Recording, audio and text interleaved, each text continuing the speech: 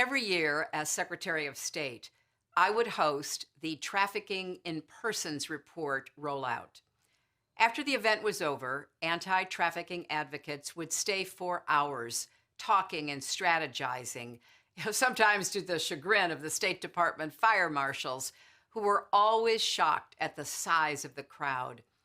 The Freedom from Slavery Forum presents an opportunity to come together once again around this critical shared mission.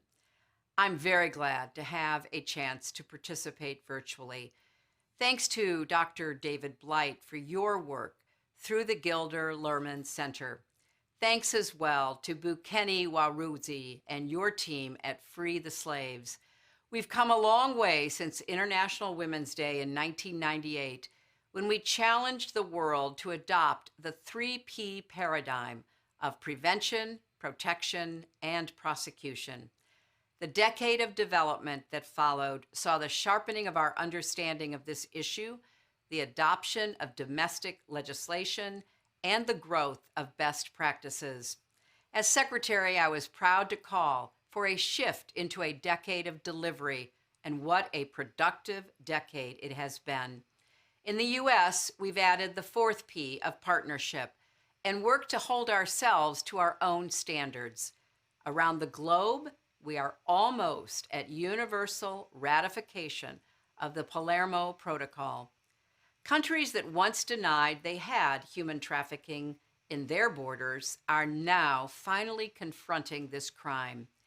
And as we mark the 20th anniversary of the Trafficking Victims Protection Act and the United Nations Trafficking Protocol, we have a chance to assess the state of the field.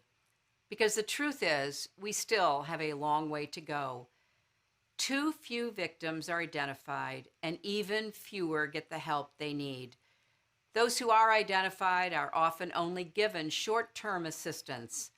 And labor trafficking, whether of women, men, or children, continues to be an afterthought for too many jurisdictions. So today, I'm calling for a decade of determination.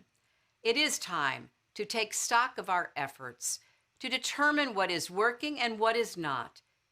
And most importantly, we must stay determined.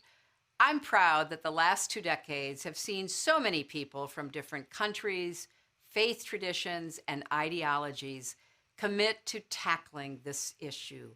And I know that together, we'll be able to deliver on the promise of the Universal Declaration of Human Rights, that no one on this earth will be held in slavery or servitude.